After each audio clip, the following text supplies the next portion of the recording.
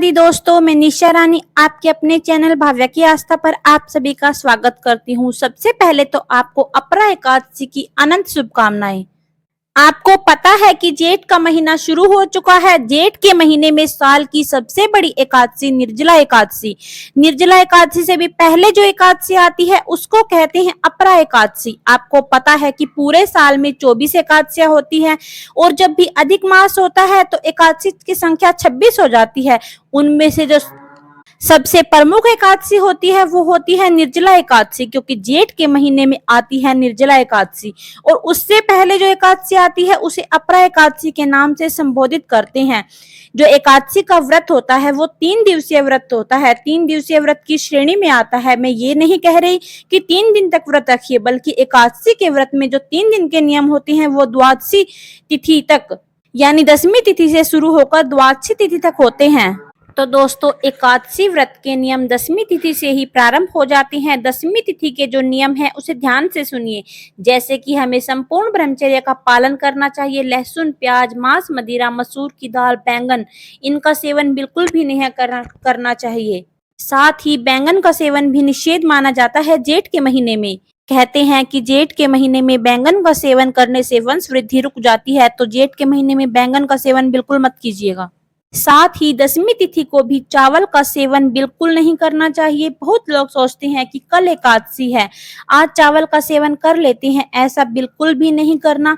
उसके बाद एकादशी के दिन आपको ब्रह्म मुहूर्त में उठना है। ब्रह्म मुहूर्त में पानी में कुछ ना कुछ मिलाकर स्नान कीजिएगा, जैसे गंगा जल, किसी पवित्र नदी का जल, नहीं तो थोड़े से तिल डालकर ही स्नान कीजिएगा।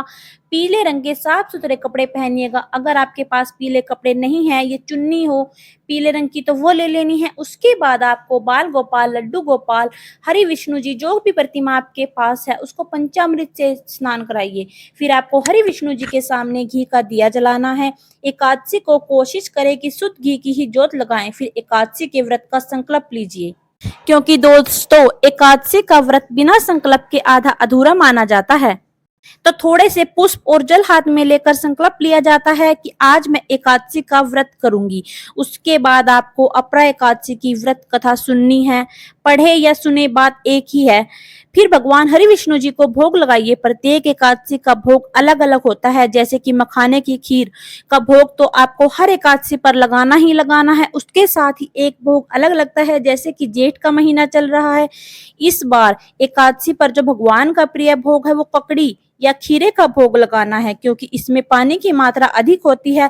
99% पानी खीरे या ककड़ी में होता है। अगर हम ककड़ी का भोग लगाते हैं तो हमें पक्षी योनि से छुटकारा मिल जाता है। ककड़ी जो होती है वो फल आहार में ही आती है। आप स्वयं भी ककड़ी का सेवन कर सकती है। भोग लगाने के बाद प्रसाद के रूप में औरों को भी बांट सकते हैं। तो पूजा के बाद हमें आरती जरूर करनी है। उसके बाद तुलसी महारानी के पास जाइए, दीपक जलाइए। तुलसी माता की कम से कम 7 परिक्रमा अवश्य कीजिए। कुछ देर तुलसी माता के पास बैठकर माला से जाप करें। माला नहीं जाप कर सकते, सिर्फ ओम नमो भगवते वासुदेव मंत्र का जाप करें। अगर आपके पास कोई और मैजिकल मंत्र है या आपके गुरु ने कोई मंत्र दिया हुआ है, आप उस मंत्र का भी जप कर सकते हैं। वैसे तो ओम नमो भगवते वासुदेवाय नमः मंत्र बिल्कुल ही पावरफुल मैजिकल मंत्र है। इस दिन हमें पूरे दिन हरि के नाम का सिमरन जरूर करना चाहिए। इस दिन आप आराम कर सकते हैं, लेकिन सोना बिल्कुल निषेध है। वैसे तो जेठ के महीने में दिन में सोना बिल्कुल ही सेहत के लिए अच्छा नहीं होता, पर आज तो हमारा एकादशी का व्रत है तो बिल्कुल भी नहीं सोना है। जितना ज्यादा हो सके मंत्र जाप करिए। उसके बाद शाम की पूजा का वक्त होता है। अगर आप में कैपेसिटी है तो पूरा दिन अखंड ज्योत लगानी चाहिए।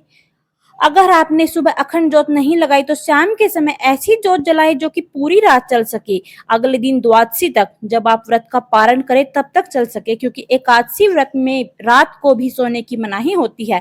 अगर आप किसी कारणवश सो भी जाते हैं तो आपकी साक्षी आपकी अखंड ज्योत रहेगी, इसलिए एक अखंड ज्योत जलाई जाती है। शाम के समय कम से कम 5 दीपक प्रत्येक एकादशी के दिन आप जरूर जलाएं।